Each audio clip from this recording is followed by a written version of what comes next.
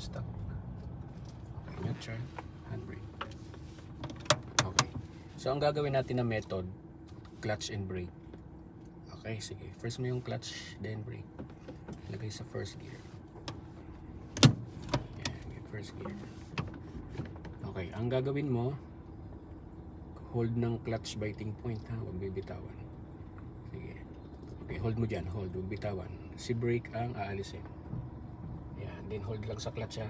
Hold lang, para hindi umatras. Okay, taas pa ng konting clutch, taas pa. Yan. Okay, bitaw ng brake. Kunti pantaas sa clutch. Yan, hold mo lang ha. Pagka gumagalaw na yung kotse, hold mo lang siya, huwag bibitawan. Hanggang gumanda yung galaw natin. Yan. O, ganyan. Kailangan pakapitin mo yung clutch para hindi umurong yung kotse. O, kunwari, traffic, stop and go uphill.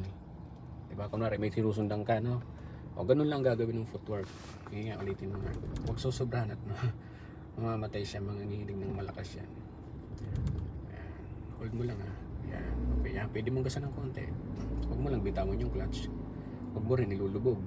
Okay. Okay, balansin mo. O, yun yung ginagawa sa uphill. Okay. Huwag masyadong malakas ang gas. Okay lang yan. Yan. O, bilis ng konti. Clutch control. Yan. O, diba? O, kung traffic, yan ang gagawin mo. Para hindi ka umatras. Baka mamaya may sasakyan sa likod mo, diba? Yan. Pwede yung ganyang method. Pwede mong gasan ng konti, si clutch control mo lang. O, diba? O, stop mo na. Lagay mo ng neutral, may ituturo pa ako sa inyo. Tapos disengage mo yung handbrake. Engage mo yung handbrake. Okay. Ito, isa pang method. Handbrake naman yung gagamitin mo.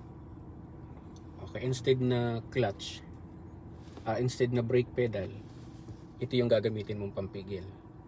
Okay? So si paa mo nakaposisyon sa gas. So, simple rin ang method. Pag nanginig yung clutch, yung kotse natin, sabay release ng handbrake. Okay? Sige, clutch down mo muna. Okay. Tapos lagay mo ng first gear. Yung paa mo nakaposisyon na sa gas na. Ngayon, hawakan mo si handbrake. Yan. Huwag mo muna ibaba. Tataas mo yung clutch ng unti-unti hanggang biting point lang. Yan. Tapos, disengage mo yung handbrake. Yan, o. Same ng method sa paa. Yan, o. Di ba? O, pwede din yan. Lalo pag loaded ka. Okay? O, ganyang method. Okay. Ulitin mo ulit. Taas mo ulit yung handbrake. Okay. Biting point ulit. Yan. O, pwede na yan. Baba handbrake mo.